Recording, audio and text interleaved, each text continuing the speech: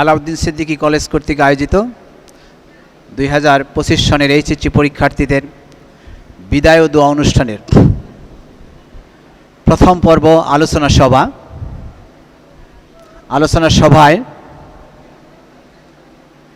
বক্তব্য রেখেছেন করিমুন্নেছা সিদ্দিক উচ্চ বিদ্যালয়ের প্রধান শিক্ষক জনাব আবুল কাশেম সাহেব। বক্তব্য রেখেছেন তরুণ প্রজন্মের অহংকার আমাদের শ্রদ্ধেয় আজাদ সিদ্দিকী মহোদয়। বক্তব্য রাখলেন প্রতিষ্ঠানের প্রতিষ্ঠাতা আমাদের শ্রদ্ধেয় দাদা জনাব আব্দুল লতিফ সিদ্দিকী মহোদয়। তাদের বক্তব্য আমাদেরকে অনুপ্রাণিত করবে, উজ্জীবিত করবে, আমাদের জীবন পথের পাথেয় হয়ে থাকবে বলে আমি বিশ্বাস করি। আমাদের শিক্ষার্থীদের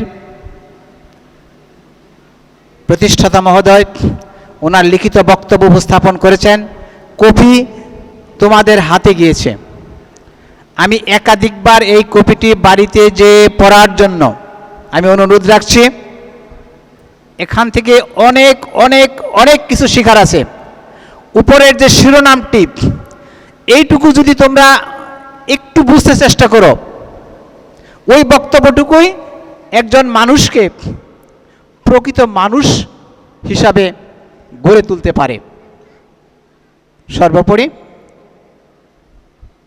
মঞ্চ উপবিষ্ট ব্যক্তি বর্গ আমাদের সময় দিয়ে, আমাদেরকে পরামর্শ দিয়ে আমাদের অনুষ্ঠানকে সমৃদ্ধ করলেন। আমি কলেজের পক্ষ থেকে ওনাদের প্রতি শ্রদ্ধা, ভালোবাসা, কৃতজ্ঞতা জ্ঞাপন করছি। সেই সাথে সকল শিক্ষক কর্মচারী, এলাকার সম্মানিত সুধীজন, আপনারা আমাদেরকে আপনাদের মূল্যবান সময় দিয়ে অনুষ্ঠানের ভাব গাম্ভীর্যকে বাড়িয়ে তুলেছেন। এজন্য আপনাদের প্রতি কৃতজ্ঞতা এবং ধন্যবাদ জানাচ্ছি। সেই সাথে আমাদের পরবর্তী পর্ব দোয়া এবং তাবারুক বিতরণ। দোয়া এবং তাবারুক বিতরণে আপনারা আমাদের শিক্ষার্থীদের জন্য দোয়া করবেন এবং প্রতিষ্ঠাতা মহোদয় দোয়া চেয়েছেন। আমি ওনার সুরে সুর মিলিয়ে আপনাদের কাছে উদাত্ত আহ্বান জানাই। আমাদের সারা বাংলার অহংকার